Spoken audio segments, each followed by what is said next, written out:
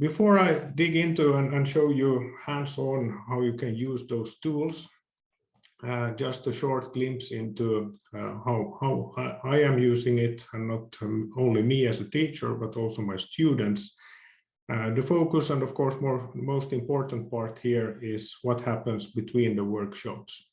So I'm using Zoom. Of course, I have these live online workshops, but then to keep them engaged, because we can have many days between these online sessions, sometimes even up to a week.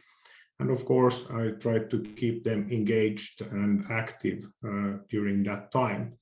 So as a teacher, I'm using Sutori Story to embed the material, ask them to read, also watch my videos that I have recorded, either with Prezi Video or any screen recording tools, if that also fits into the course I'm teaching.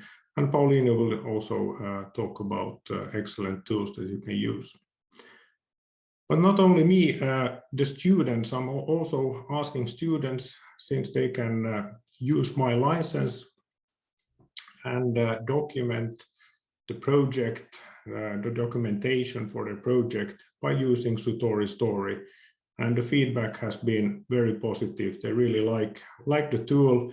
It's a visual tool, and also you will learn today that it's not technical at all. You will learn it in 5 minutes how to use it.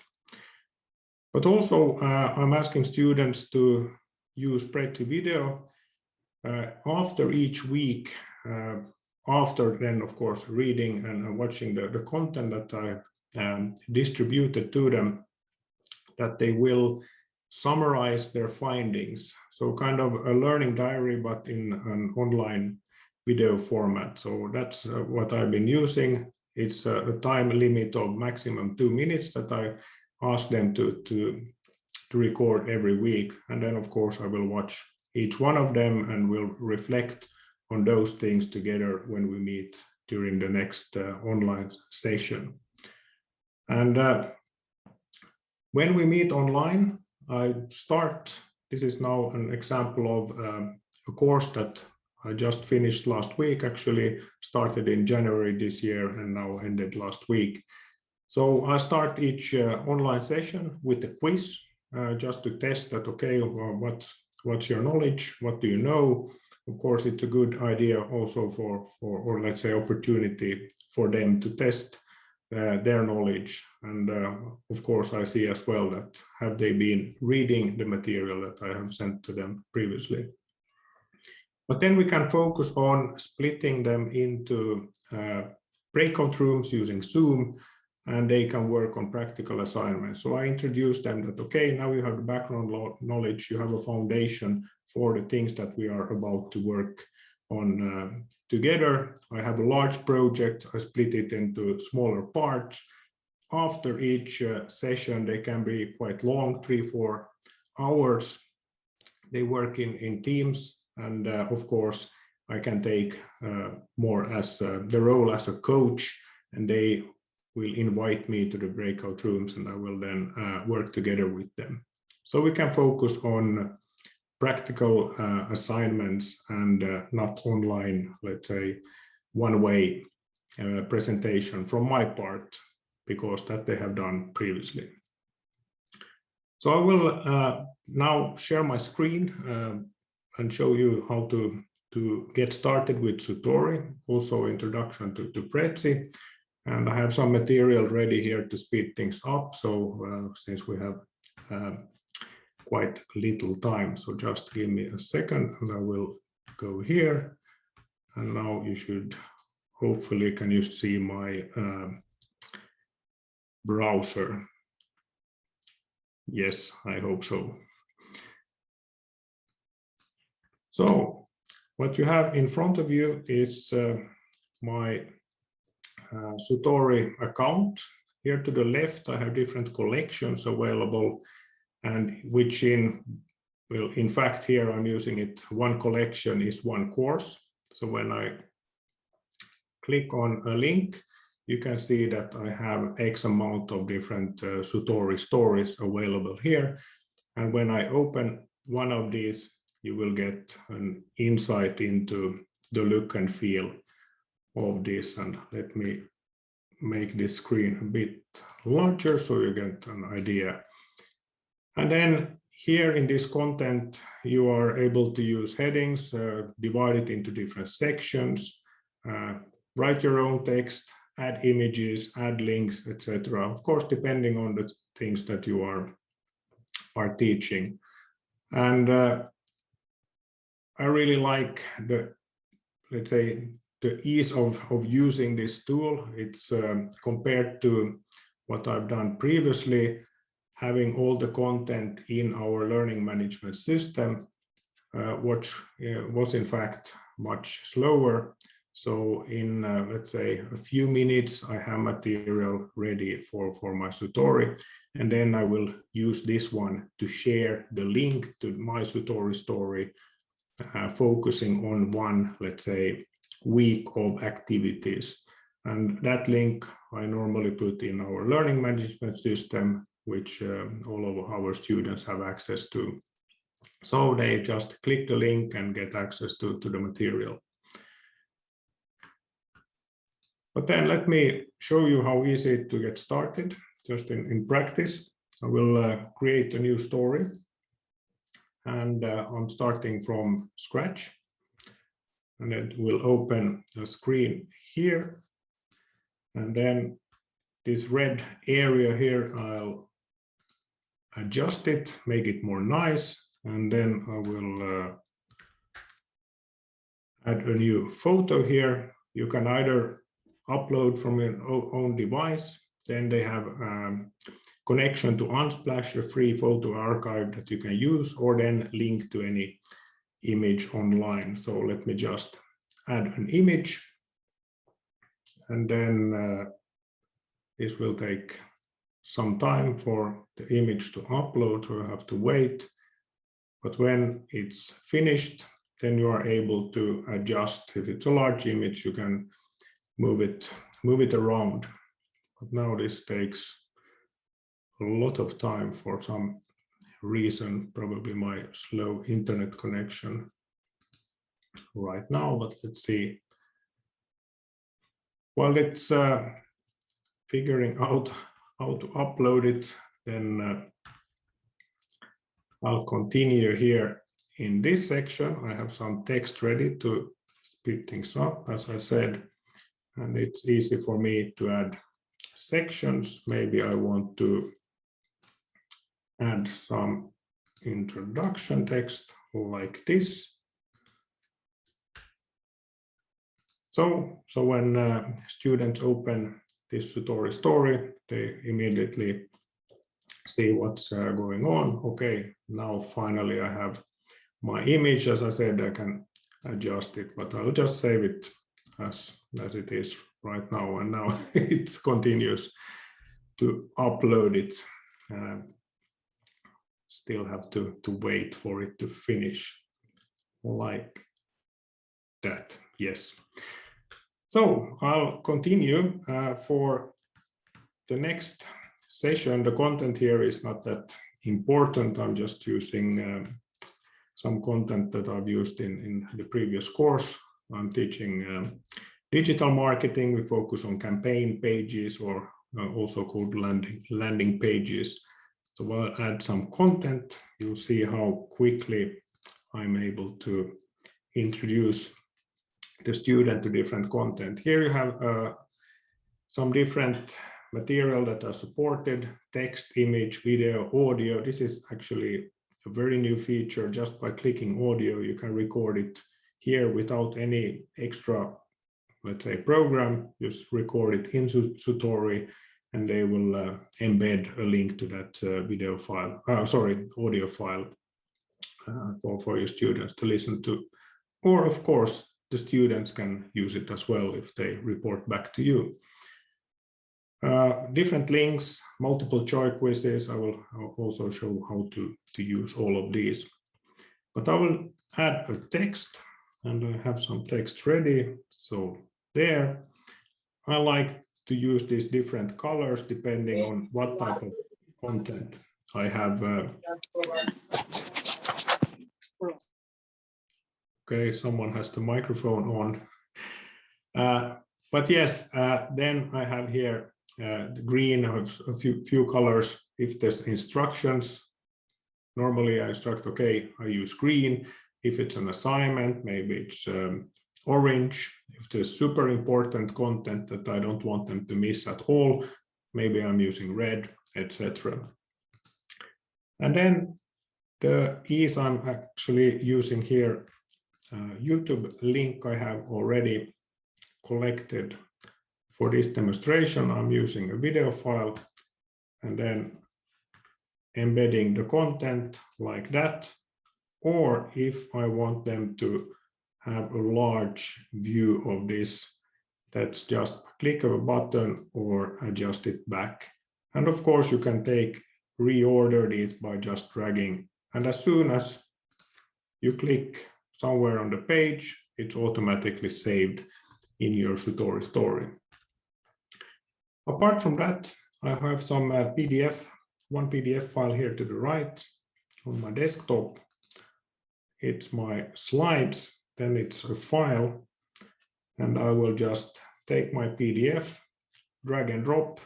Depending on the file size, of course, it will take some time to upload, but it automatically embeds my presentation. Normally, I actually then make it a bit larger like that. But even if you have it as a small size, when students open it, they can click on that button and they will pop out and they can see it full screen. So that's up to them if they want to have a larger view on the slides. And then, of course, you have links available that you want to share.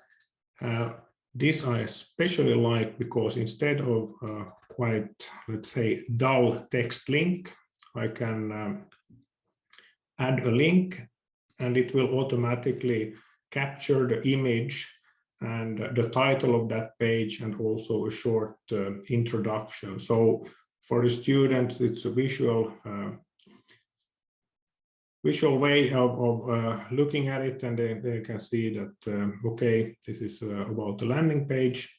Beneath every one, which I'm now taking a bit shortcuts, I usually put some text here. So I introduce them that, okay, this is about landing page. Start by reading this part. When you're ready, then go to section 2 or section 3 and really guide them through. So it's not just a collection of different content. Each one of these can include text that you can see here below them. So give them some introduction, and I'm using a numbering system so they also know in which order they should read them. Then finally, maybe here I could add a new text box like this, make it a bit larger, so a new section, and then let's change the color. Let's say that they have read everything, watched the YouTube video, watched my slides, hopefully also learned something new by reading this website. Then I want them to test their skills.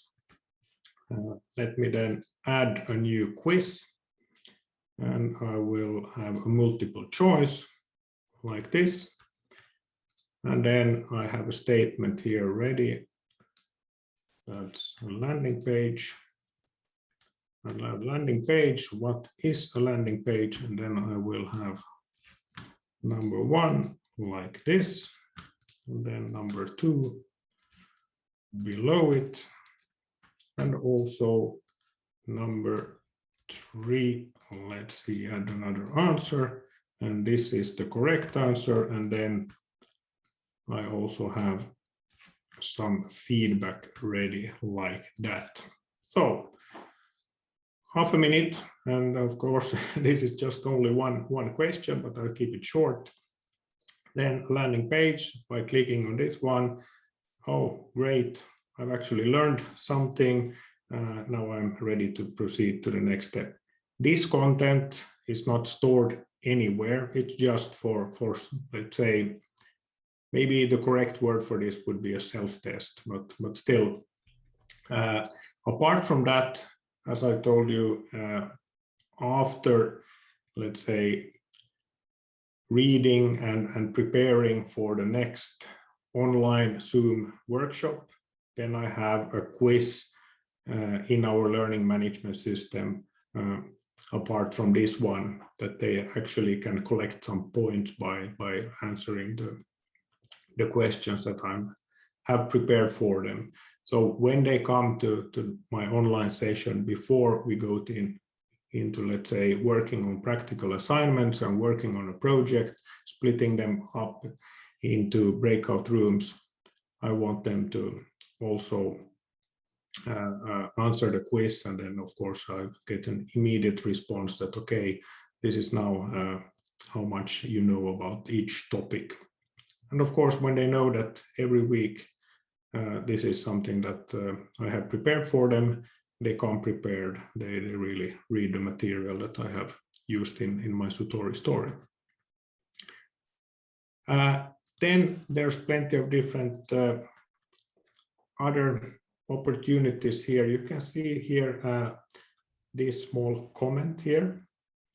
So when I'm ready, so then I could just click share, and I will have a share link, private, secret, public. Okay, public, then anyone can open it, but this is a secret.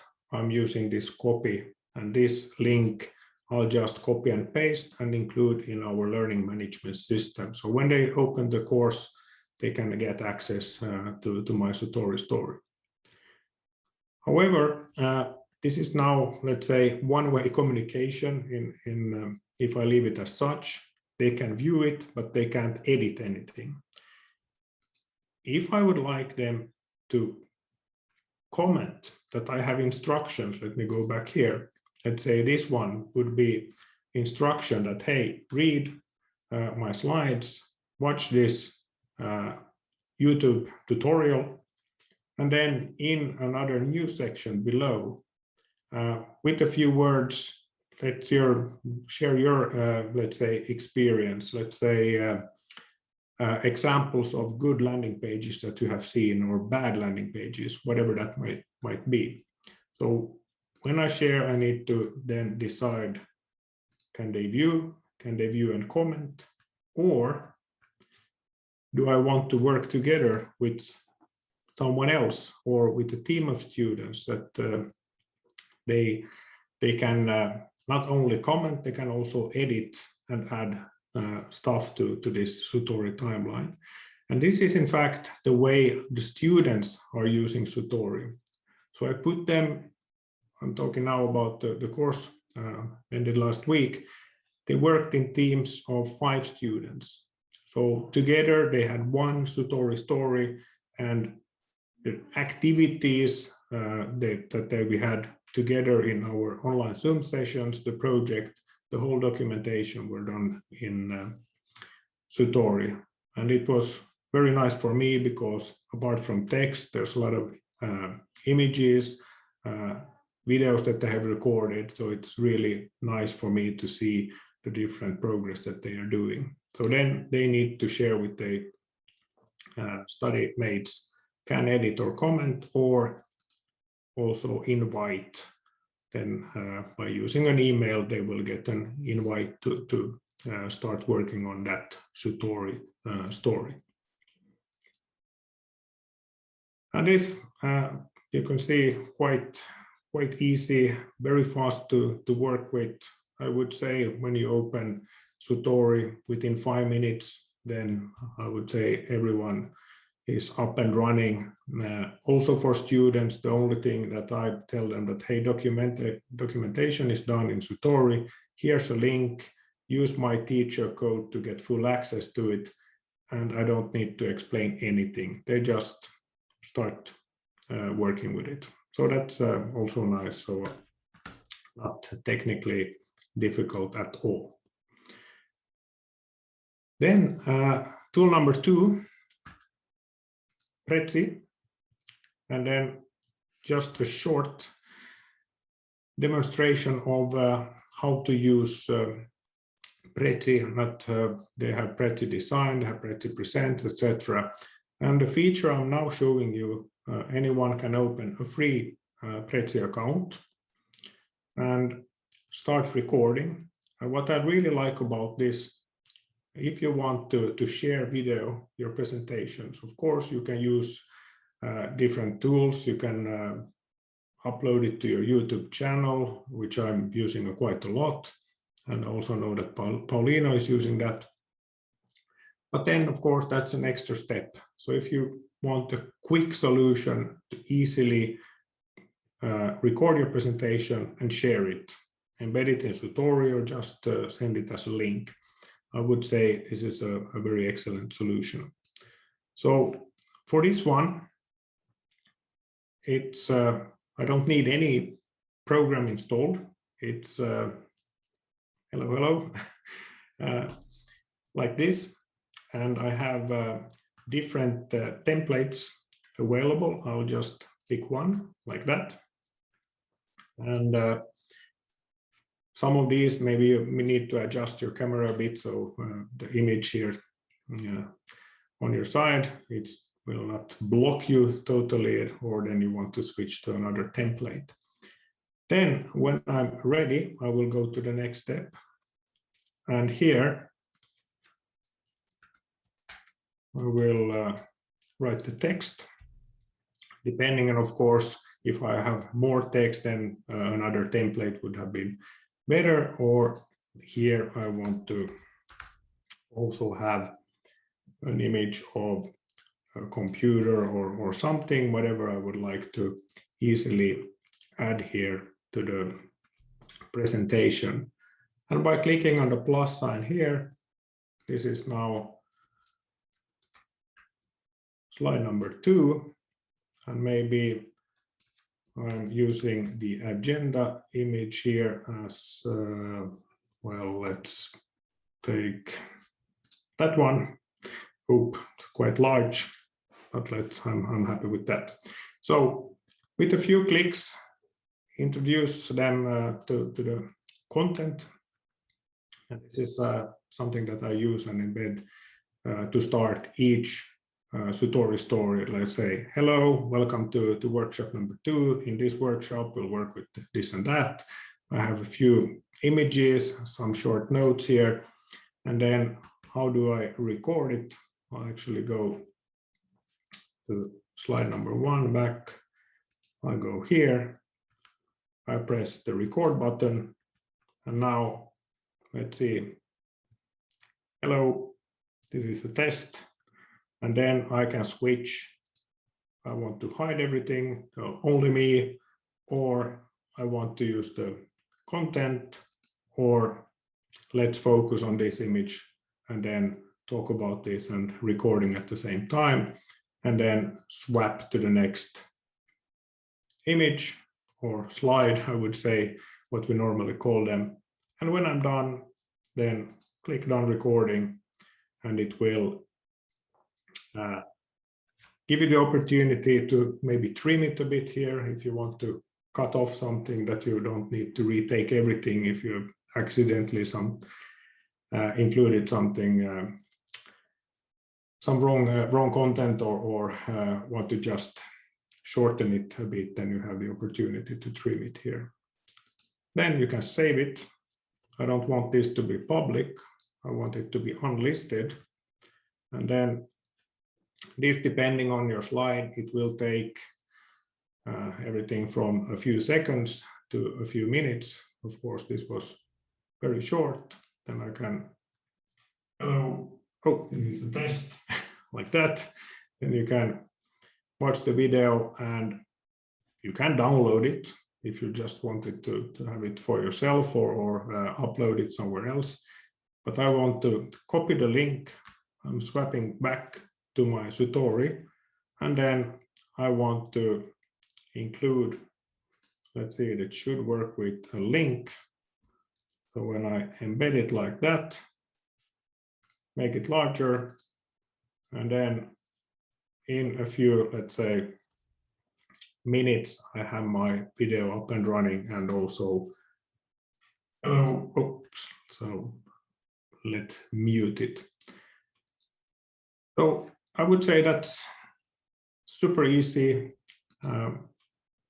This is free to use to anyone. When I'm ready with this, when I go back to my Prezi account, I should see all my videos that I have here recorded, so they will be stored here. Maybe some of you now think that, hey, sounds nice, but how about my PowerPoint slides? I want to still use my PowerPoint slides. Then I can install Prezi application to my computer. This feature will then require a license, and then I can create a new video. I won't show this again, but I just want to briefly show that I can use it when I add content. Instead of images and different files, I also can add PowerPoint, and this is actually a feature I use quite a lot because I still use PowerPoint every now and then and embed, as you could see, the PDF file in Sutori. But then I can here ask Prezi Video to import all the slides.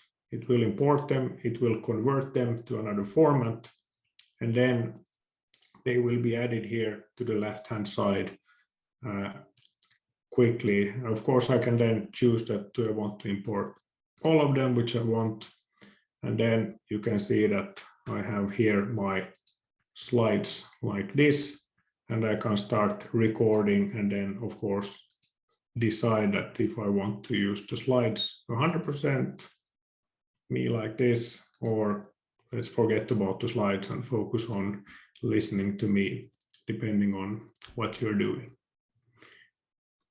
The rest of this process is similar to the one that I showed you.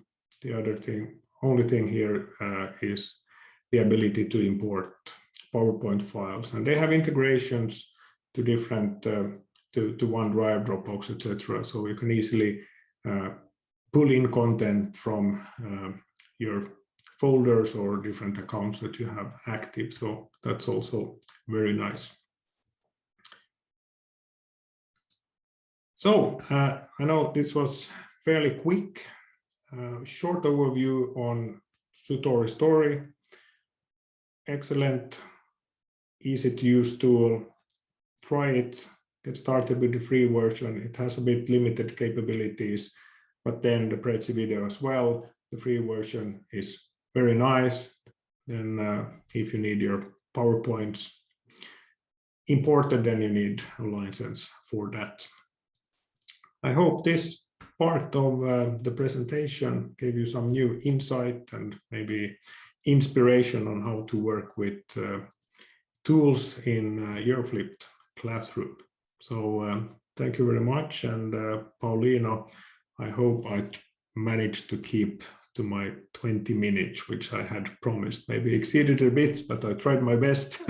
And afterwards, please ask me, or I'll be happy to help you to get started with either of these tools. So thank you, and Paulino, now it's your turn. Okay, thank you very much, Michael. This was really an excellent presentation, really exciting. I'm looking forward to try to these two applications. And now I will give the floor to Paulino. Okay, first of all, thank you very much for the invitation to be here. It's very nice to see so many known faces and not so many known faces as well. So I think it's a wonderful opportunity, not only for sharing these experiences that we have, but also try to inspire you to do other things in order to engage the students online in a flipped classroom as well. So in my presentation, I will make three approaches. The first one is the whiteboard. I will talk about Microsoft OneNote. Then I will talk about videos. Of course, there are lots of tools that for videos. I will talk about Camtasia, which is very known, and Evoli, which is a tool from an international project we are involved in. And finally, I will talk about a tool that probably most of you have already known, but I use, normally is known as a gamification tool, but I use also this tool as an assessment tool. So let's start with the whiteboard approach. Of course, to do that, it's important to have a surface and a pen. Because to give the students the idea of having like a whiteboard, a real whiteboard, it's important that you have a pen as well. Probably most of you already know Microsoft OneNote. This is a free-form note-taking and a multi-user collaboration program from Microsoft. Normally is used to collect notes, sketches, screen captures, and audios, but also it can be used as a teaching tool. It's possible, as you can see, to choose from different colors, let's say different colors, different pens types, and for that you can highlight what you are being presenting or explaining. I will give you just a very quick example of what I do with this Microsoft OneNote. What you are seeing now, I hope you are seeing it. Yes? Okay. This is an exercise of management accounting, and I'm doing the exercise with my students. So I'm explaining them what is being done. Of course, I'm not so fast as you can see in the video because it's in a faster way. But the most important thing is that as we are explaining the video, as we are explaining the exercise, of course, students are aware of what is going on. And you can, of course, use different pens, you can use different colors to highlight something that you want to explain. So it's a very useful tool. I know that some people, some teachers are using digitalizers tables as well. It's very similar, but this one I use for a long time and I like it very much. So that's normally, and there is another advantage that I use as well. As you can see here, this explanation was recorded, so it's possible to upload, for instance, to YouTube and have it available afterwards for the students. So this is the example of OneNote. Now I will talk about two tools that are related with videos. And one of them, as I told you, is Camtasia. And I will start with that.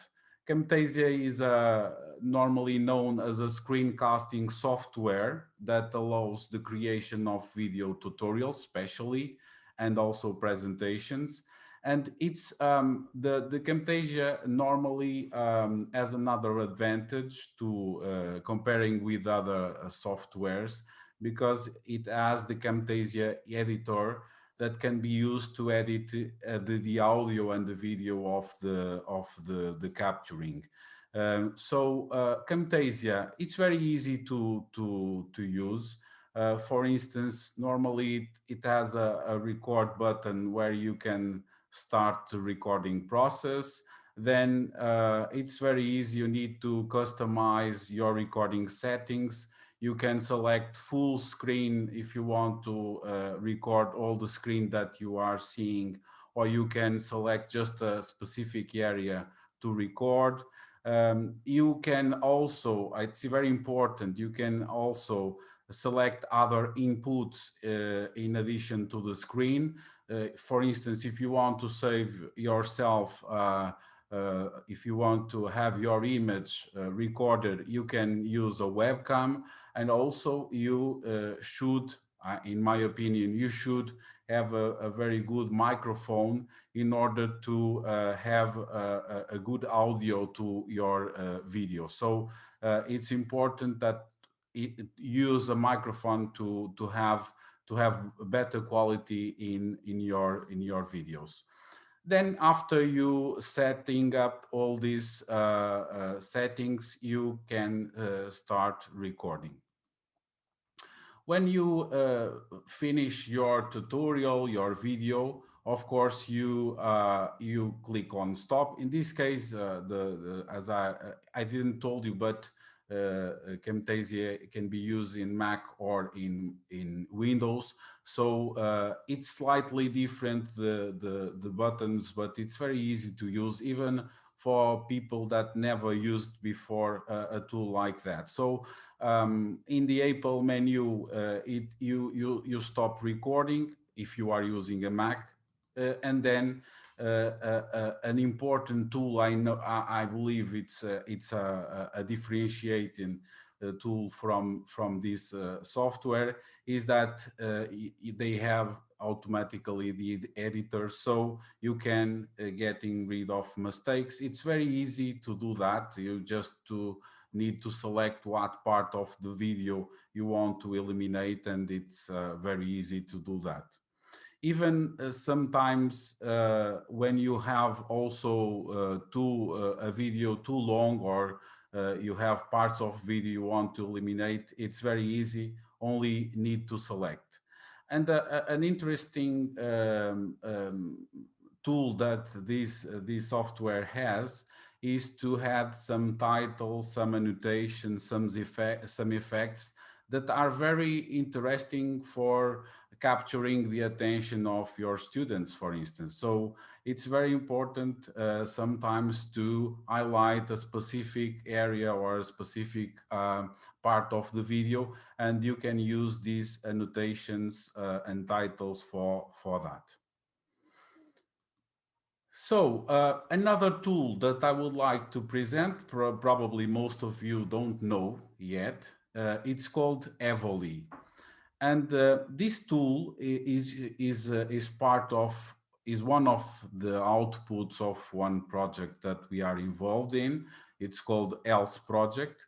And this is very easy to use, but as you will see, it can be very useful for you to have feedback from your students.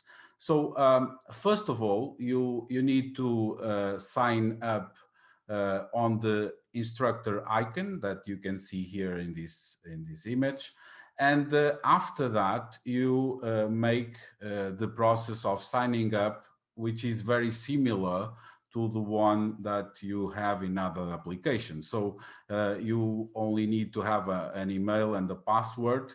And then you can upload a video. Not really, you don't need to upload a video, because your videos are uploaded in YouTube, but you will make just like that a similar process, because what you need to do is just to define the title of your video, as you can see here, and then paste the YouTube link that you have from yourself, or it can be a video from other person. It doesn't matter if it is yours or not, but normally if you want to share with the students some content, it's better that the video is from you.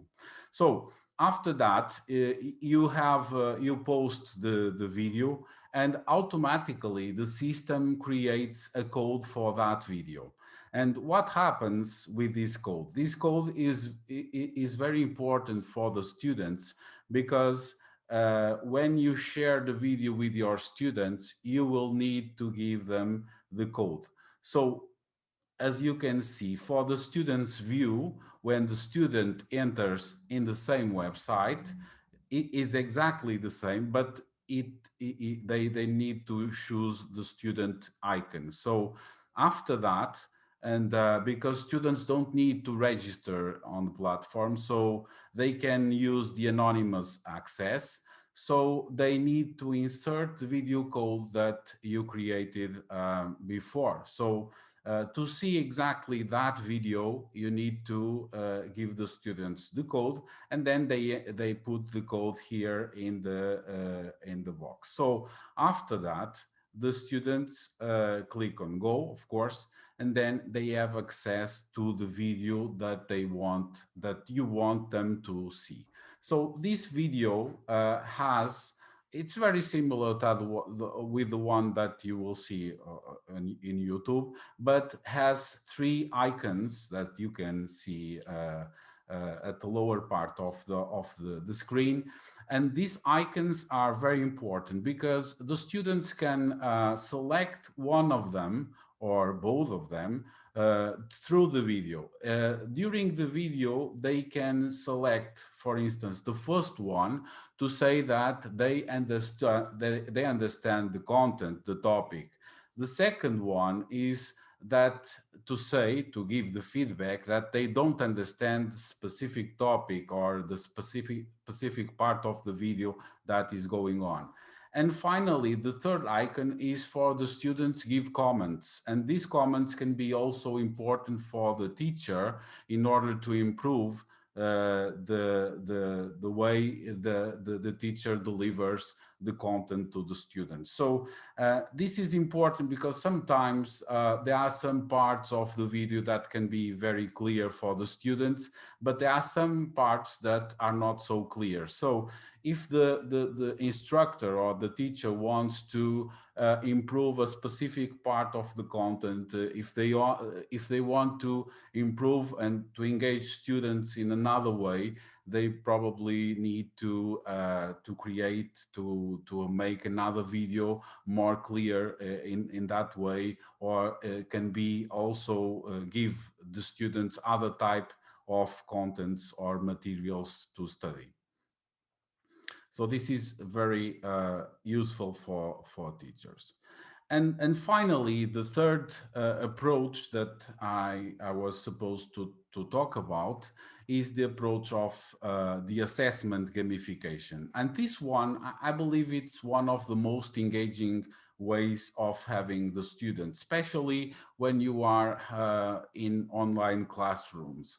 So what you have normally about Kahoot is a tool that is normally said as a game-based learning platform that normally allows users to develop, share, and play learning games.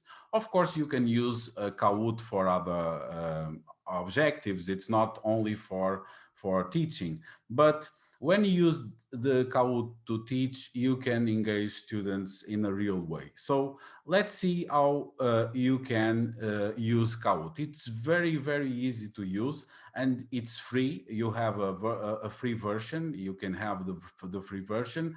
And for signing up at Kahoot, you need to identify your profile. If you are a teacher, if you are a student, if it is for personal or for professional way of having, and you need to choose the place where you work. Normally there is the options of school, higher education, school manager, company, and other. After that, you can create a profile you can choose from the Google, Microsoft or Apple, or you can choose your own email and password. In these situations, I normally suggest that people have their own email and passwords for these platforms and do not share the other platforms profiles, but it's up to you to use it if you want. After that, you can create your own Kahoot. And of course, as you can see here, there are some some options that are available. In this way, the Kahoot is available for free version, but there are other topics, other contents that you can create on Kahoot, which are not available for the free version. So the first step of the Kahoot is to give a name to your Kahoot. So you give the name, and then you can start to create the questions. Normally, the most used questions are the questions of multiple choice or true and false. And these ones are available on the free version of Kahoot. So as you can see here, we can type the question, and then we can choose or can write the answers. For a multiple choice question, of course, you need to have at least two answers for having this type of question. After that, I normally use 4 because it's better. I think it works better for students, but you can use at least only 2. And we need to, it's very easy, but we need to sign what is the correct answer of this question. So it's not necessary to choose the red one as the correct answer. You can choose the blue one or the green one or the yellow. It's not a problem. You need only to choose with a V, as you can see here, in order to identify what is the correct answer. So to create the questions, you can define a time limit for answering the question, because sometimes there are questions more difficult than others. So the time limit goes from 5 seconds to 4 minutes. Of course, it depends on the difficulty of the question. Of course, sometimes you can ask students to make a calculation, for instance, and it is longer to respond to that question than just identify a concept or something like that. So normally, if you don't choose any time, the Kahoot has as a default 20 seconds. But you can have different times, as I said. So now let's play. Let's play, and we can play this tool in 2 ways. We can play for virtual classrooms, and we can do online like we are here, or we can also play for self-paced learning. Or this last option is very interesting because normally if you want the students to practice and to know about a specific content, you can give time for students to play at home. So it's possible they play at home, and as you can see, you will have more engaging students in that way. But of course, I would like to make a challenge to you. So now I would say, let's play for real. So I would like to, in this now, I would like to propose to set a challenge, and I would like to know if you know a lot about the world we are living. And this is a challenge. I will put in the chat the link of the Kahoot. So I ask you to use your mobile phone, or you use your computer as well, your laptop, no problem. And then, because to enter as a game user, you only need to use this link. Okay, everyone is already there? Yes? Okay. And now? Yes. Okay, thank you. So I will share with you the code that you probably need to fill in your application. So I will share with you the screen again, and you will see now the code, which is 8608201. Then you need to choose one game. Michael was the first one and Nabella second one. Very good. Now let's see if you know a lot about the world we are living in. This Kahoot is about factfulness. I don't know if you know this book. This book is from Hans Rosling, one of the most, let's say, engaging presenters about the facts of the world. So probably we'll see lots of videos on TED conferences and at YouTube about them. Is not already with us, but he left this book, and the questions that you will have in this Kahoot are from the book that I've shown you. So I hope you will learn a little bit about the world we live today. Everyone has already the opportunity to enter. Yes, let's start. Okay, so there are only 5 questions, okay? So it's very easy for you. Let's start. The question is here at the screen, and the answer you will give in your tool, okay? This is the first question.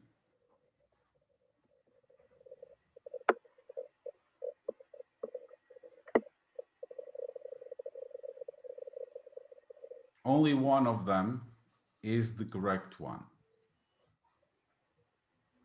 If you respond very quickly, you will have more points, okay? So that's only 2 people were right, okay? So let's see who were the ones that have. Michael was the quickest one. Hey, I didn't share with Michael this this tool, so no cheating. So let's go for the second one.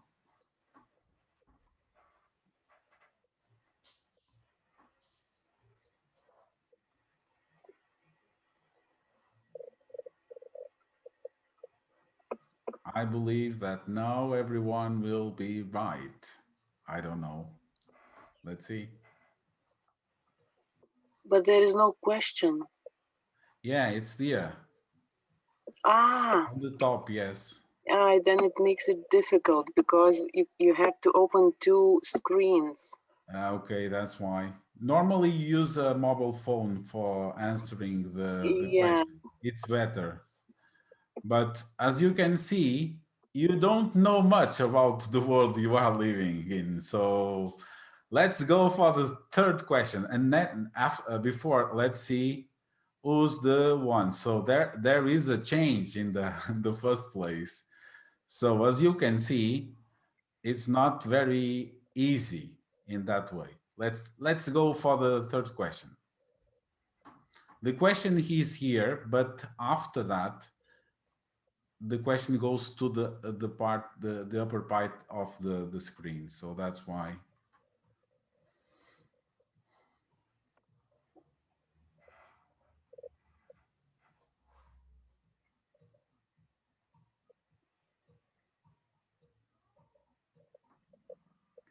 Now 5 questions were right. Not bad. We are improving. So let's see how the ranking goes. And this way, we people that were right were wrong before, and vice versa. So let's go for the fourth question.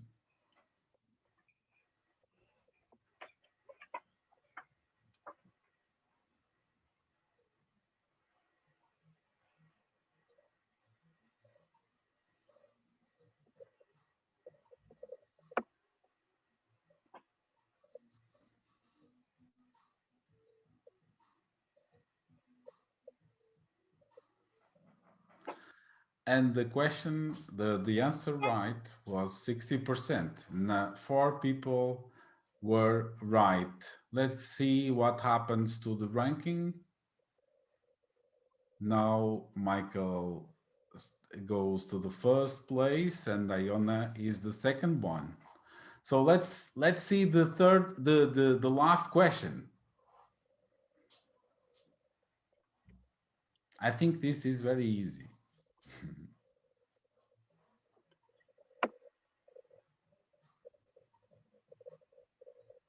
But it's different for men and women. Yeah, but this is an average. But the average is in between, actually. At least in Lithuania. But I'm right. Okay. Okay, so 6 people were right. So let's see who was the third one, MJ. And then the second one was Michael. And the first place goes to Ilona. Congratulations. So thank you very much. Thank you. Thank you. Paulino, I hope you remember me because I have been visiting Porto. Okay, yeah, I remember you, yes. Okay. Oh, it's not possible, at least. And actually, I choose this seminar because I knew your name. Okay, thank you. But it was very interesting, really. Okay, thank you. you very much. Annabelle, Okay, I didn't know that you were finished. Yes, I finished. So thank you very much, Paulino. Thank you very much, Michael. So these were 2 extraordinary presentations. I really enjoyed it, and I hope our audience also enjoyed it. I learned a lot. I'm looking forward to apply and to use all the tools that you have presented here. And now I will give the floor to our audience to ask some questions. Please profit that we have 2 excellent speakers here that know a lot about how to engage students, to know everything about how to use these applications and how to overcome the difficulties in the use of the applications with students. So the floor is yours. Do I have questions? I have one question about Kahoot. Paulina, you said you are using it for assessment for students, but as we see here, we just see first 3 places. But what about all the list? We can find it? Oh, you are muted. Paulino. Stop. Paulino. Sorry. I was very excited. Then I forget to switch on the microphone.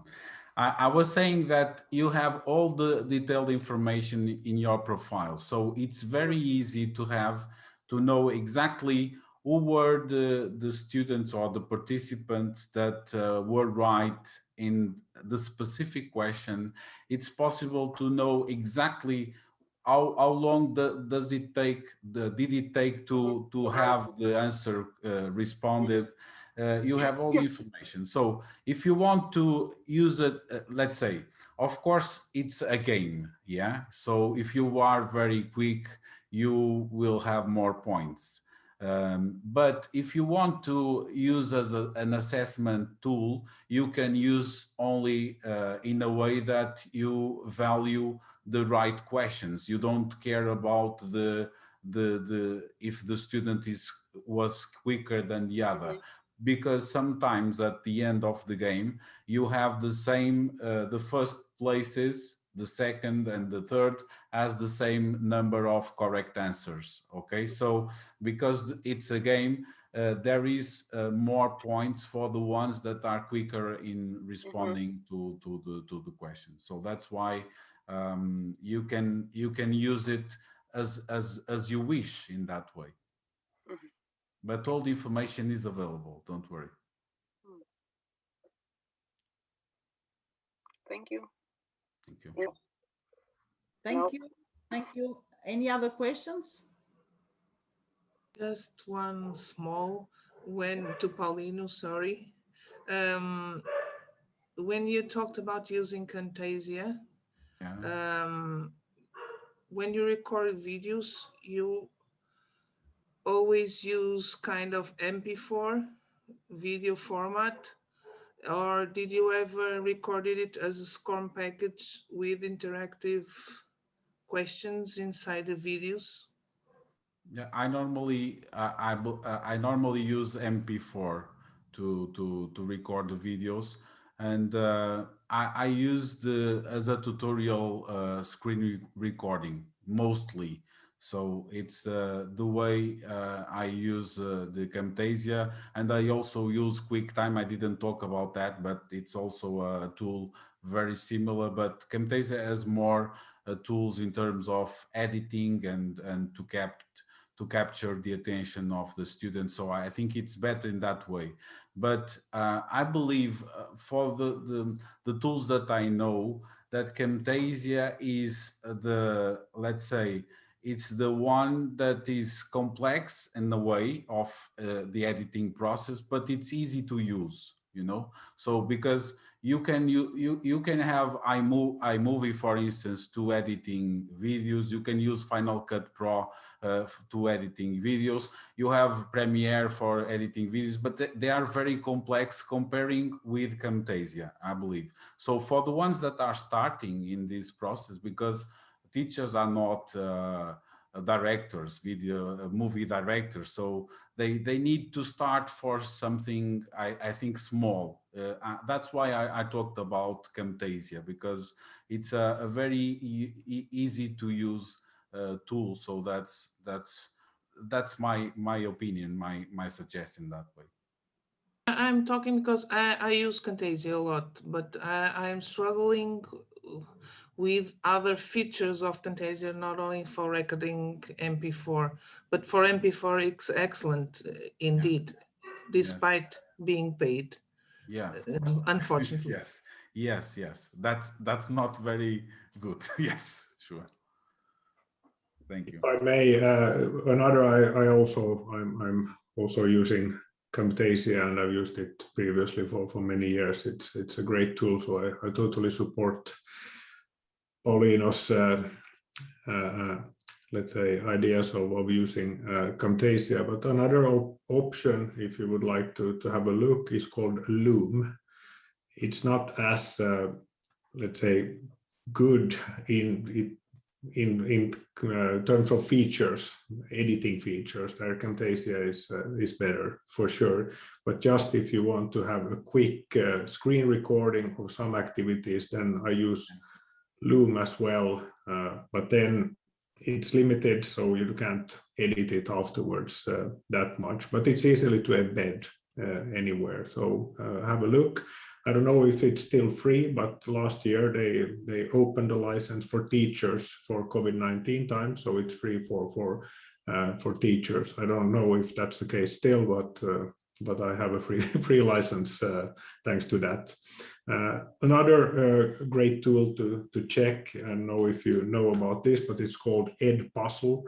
So if you want to have interactive videos with let's say Kahoot type quizzes or questions embedded into your videos, that's also another great tool. But there's plenty of different options, of course, that could be used for the same feature. Can you write it, please, on the chat? Yes, that's what I was going to ask. Can you write down the name of the application? I will share it here in the chat. Okay, thank you. Meanwhile, I ask again if there are any other questions. I want to ask Paulino about this TEDx speaker and that you mentioned. Please write the name and the book name. Okay. Thank you. Okay, thank you. Other questions? Okay, while you think about the questions, I shared also in the chat an event that will take place at the end of April. It will be the space conference and will take place on the 22nd and 23rd of April during 2 mornings. And in this event, we will have 2 workshops and 1 keynote that will talk also about pedagogical experience, tools that we can use in the classroom. So if you want and you can, please register yourself in the link that I shared in the chat, and try to attend this event, because it will be also another opportunity to learn from our experts in Europe about the use of these applications and how to overcome some of the difficulties that we as teachers felt in the past months moving online. So don't miss it. If you can attend, don't miss it. And I ask again if you have any other questions, or if you want to share some of your experiences. I would like to ask Mikael a question, if it's okay. Yes, of course. When you talked about the Prezi video, that is mainly used to record, so previously record, or is it possible to use it in live sessions? Have you tried it both ways, or? Excellent question, thank you. Yeah, I've used it mainly for recording, and then, as I showed you, embed it into Sutori. But I have also used it because Prezi is also supported by Zoom. So when I share my presentation, I can swap to the Prezi camera, and it will automatically take the Prezi feature into use. So you can do it live. I could have used this also today when sharing this presentation, and then you could have seen me and my slides at the same time, or then I could swap, as I showed you, slides only, me and slides, and video only. So it's they have support for Zoom, and then I think it's called Click Meeting. At least 2 different online conferencing or video systems is supported by Prezi. But that only works with the install version that you have, right? You need to have that Prezi video app installed in your computer, and you need anything else? No, the application is the only thing. The only thing that I need to double check if you need to have a license for Prezi to do that. I think you can use the, let's say, the image and the text feature that I showed you with the free version, but you can't import your slides that you have done in PowerPoint, so that you need a license. It's not that expensive, I think, but still. And of course, if you need to get in touch with Prezi, and of course that goes to anyone, here we have good contacts with them in Budapest, so let me know, and I will guide you to the right person. Actually, one of them is an alumni from our university, so I personally know him as well. But so let me know, and I will help you with finding the right person. Okay, thank you. I found it most interesting because I feel that when we share our screen in Zoom, we kind of focus everyone around the content and not so much around the people. So the main stage becomes the content, and it's not that the teacher loses the attention, but the participants also can only see like 3 or 4 people at the top of the screen. So maybe this would be a way to bring people together or feeling more close when they are in online sessions. So I will definitely want to try that. Thank you so much. Yes, totally, I agree. And if you watch on your left hand, you have this video button in Zoom, so where you can choose the camera. So when I have Prezi installed, I can see Prezi video virtual camera as an option. So it's just click of a button and then you're good to go. So also, I think quite easy to get started with, I would say. Okay, thank you. Thank you. Thank you. Thank you very much. And is there any other questions or comments? No. So if not, again, so thank you very much to our speakers today, Mikael Forsstrom and Paulino Silva. And of course, a big thank you to all our audience. You were really great. Thank you very much for having accepted our invitation. And as I said, there is another opportunity at the end of April to learn more about how to use these kind of applications with our students in our classes. So don't miss it. And we'll see each other around probably in another webinar. So thank you very much for being here and see you next time. Bye. Thank you very much. Bye. Thank you all. Bye. Thank you Thank you. very much.